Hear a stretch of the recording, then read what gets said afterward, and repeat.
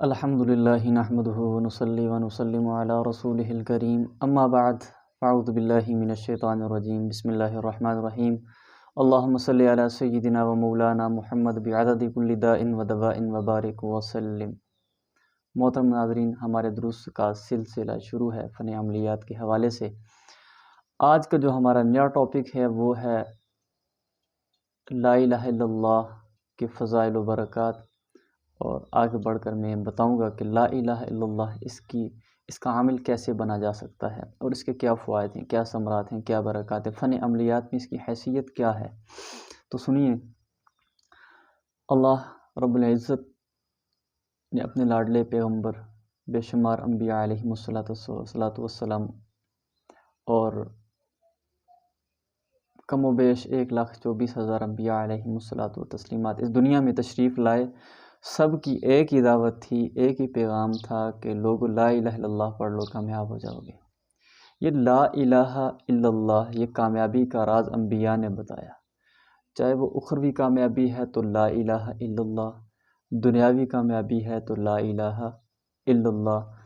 یہ نہیں کہ اگر آپ کامیاب ہونا چاہتے ہیں دنیا میں تو اس راز کو سمجھیں جس کی محنت 1,24,000 قوم بیش انبیاء علیہم السلام نے کی۔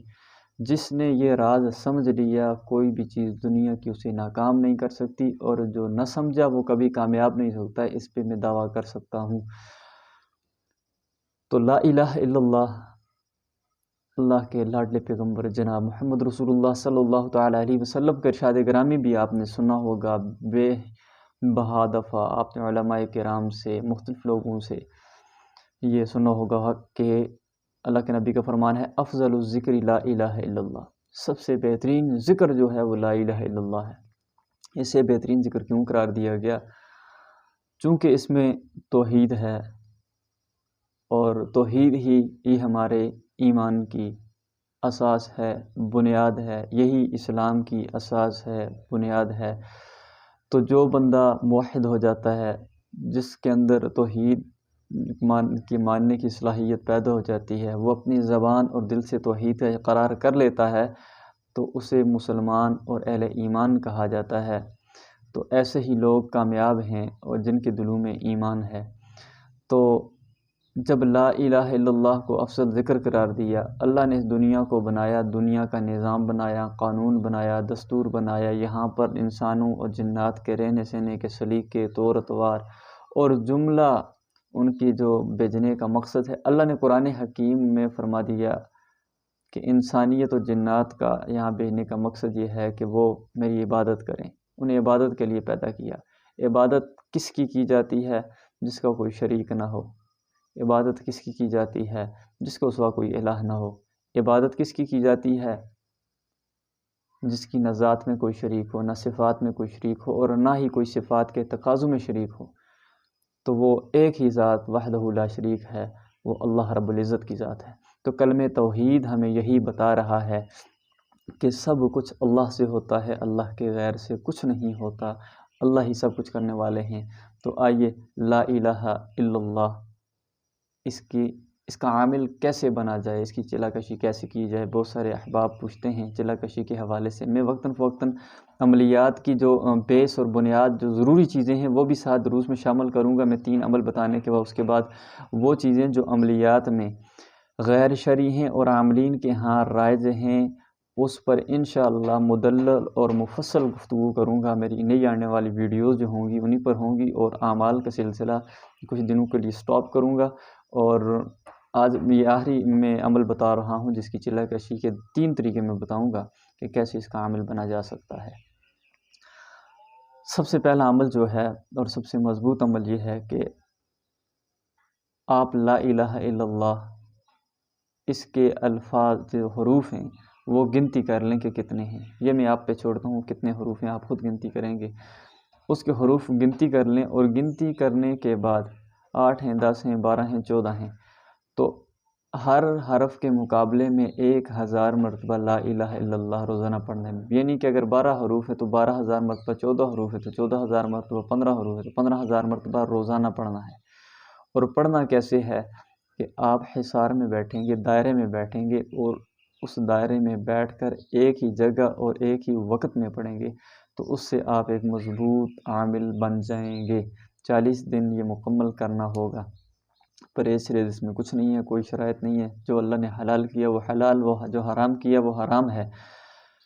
اور دوسرا طریقہ یہ ہے کہ اس میں آپ کم از کم، یہ دوسرا اس کا نیچے کی طرف دوسرا سٹیپ ہے کہ آپ یہ کریں کہ 11,000 مرتبہ روزانہ، کم از کم 11,000 مرتبہ چلتے پھرتے، اگر کوئی بندہ بیٹھ کے وظائف نہیں کر سکتا تو وہ چلتے پھرتے کر لے، تو 11,000 مرتبہ وہ روزانہ پڑھے اور زیادہ سے زیادہ جتنا ہو سکتا ہے پڑھے، تو اس کے بھی انشاءاللہ کچھ عرصہ تک 40 دن تک وہ عمل کرتا رہے، انشاءاللہ اس کو فوائد حاصل ہوں گے۔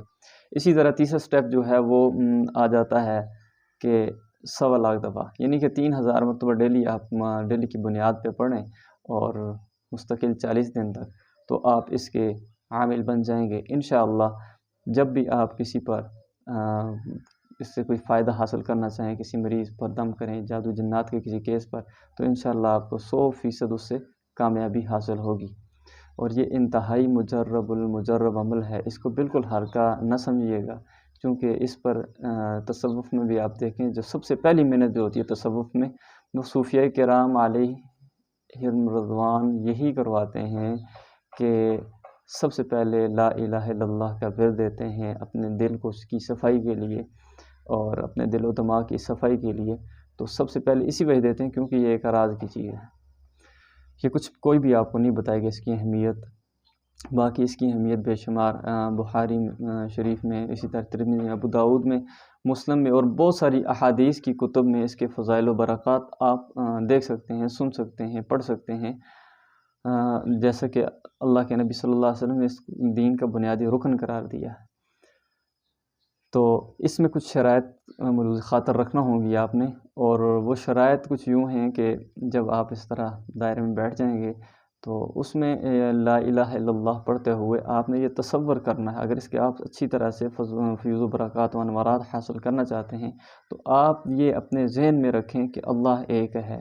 جب لا الہ الا اللہ پڑھیں گے تو آپ کے ذہن میں اور کوئی خیال نہ ہو، یہ پڑھتے وقت آپ کا بھرپور تصور یہ ہو کہ ہر کام وہ اللہ کی ذات کرتی ہے، وہی ہر چیز کی مالک ہے، خالق ہے، رازق ہے، اللہ کی تمام صفات کو اپنے ذہن میں رکھے، پھر جا کر اگر وہ مستقل طور پر اپنے خیالات کو دور کر کے اور اس پر اپنے تصور کو فوکس کر لیتا ہے لے گا تو انشاءاللہ یہ میں دعوے سے کہتا ہوں، اگر اس طرح سے اگر کوئی عمل کر لے گا تو اسے کسی اور عمل کی ضرورت نہیں پڑے گی، وہ اچھی طرح سے تمام امراض کا، جادو اور جنات کا علاج بآسانی کر سکتا ہے، اور وہ خود بھی نفع حاصل کر سکتا ہے اور لوگوں کو بھی اس سے فائدہ پہنچا سکتا ہے، کیونکہ اللہ کے نبی کا فرمان ہے خیر الناس من ینفع الناس، لوگوں میں بہتر وہی ہے جو لوگوں کو نفع دیتا ہے۔